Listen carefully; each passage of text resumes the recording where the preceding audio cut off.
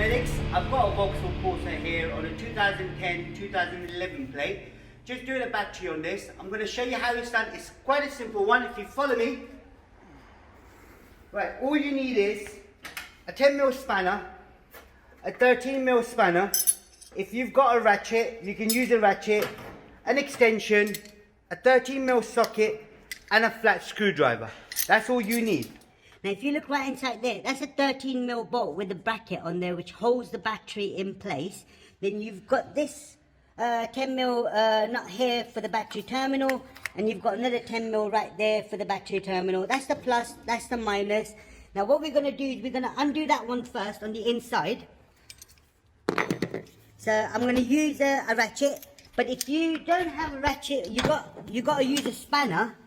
If you don't have a ratchet, you got to use a spanner. All you do, if you go through the gap here, and you can see my spanner coming through, right there. It is a bit of a longer procedure, but it is possible. But if you've got a ratchet, which is good, it's easy, you can get it done as quickly as possible. Now, I know some of these screws, because where it's in the plastic grommet underneath the battery tray, they do usually, if they're tight, they would just spin and won't open. Now, if that's the case, what you got to do is, if you put a flat screwdriver into the gap there, and then push the bracket backwards, and then force the battery out. Once you've taken the battery out, and then you can try to undo that while there's no battery situated. But there, I'm just getting there now, so got the bracket out. That's it, that's loose now, so it's pushed back. All I now do is get a 10mm spanner and a screwdriver. That's what we're going to need. So a 10mm and a screwdriver. Screwdriver is for the fuse box here. So you push this back, push the other bit back as well, the plastic bit, and then this sort of kind of pops out. But we're not going to do that yet, so let's undo the battery. I've got a new battery for this already. There'll be an option in the description where you can buy the battery from. I'll have a link there as well. But this particular model, that's the number you always got to worry about. So if this is a 360 cold crank, 50 AH, 12V battery. Now, if you get anything above 360, brilliant, because that would help you start the car up in cold weathers really quickly. Now, about this done, I then gently pull this. There's a clip here on this side as well. Pull that back. Now the battery's out. So all I now do is lift the battery up from the front. As you can see right there, there's a stop point right there. If I pull the battery up and then push it towards me, I then gently, I've got to be careful with these wires, I then gently pull the battery out all the way, put it on the floor. Got a new one right here. Now, this is the USA battery. They come with 4 years warranty, so they're pretty good batteries, and the cold crank and everything else on this is brilliant. 500, 54 AH. It's the same size battery as the other one, but the power on this battery is brilliant. So that's the plus, that's the minus, so I'll leave that on there for a minute, and then gently pull the battery in. Make sure you don't damage any of the wires, and then right there, so that sits in place, so the battery don't go anywhere.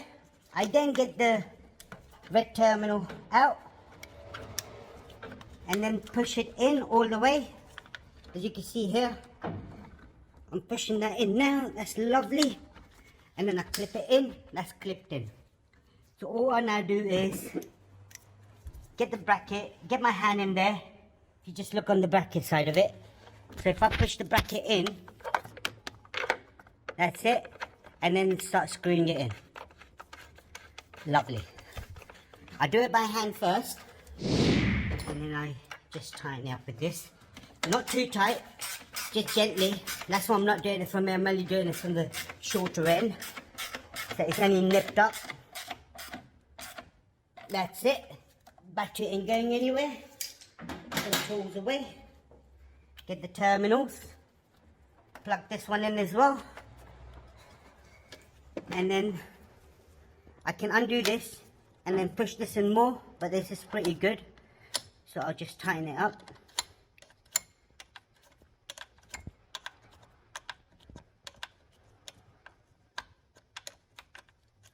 That's good. Do the same thing on the other side. Screw it in by hand first, and then unnip it up. Now you got to remember with the live terminal, if there is anything metal body or anything, and then you're using the spanner and touch the body at the same time, it could spark. So just be careful with that. Whatever you do, just do not let it spark. Otherwise you will jump, because I do all the time. Not really, I'm just joking. But it's gotta be done. Now I've just tightened that up. Just make sure I check. It's not moving. Nope, it's not moving. I'm gonna start her up now. See the moment of truth.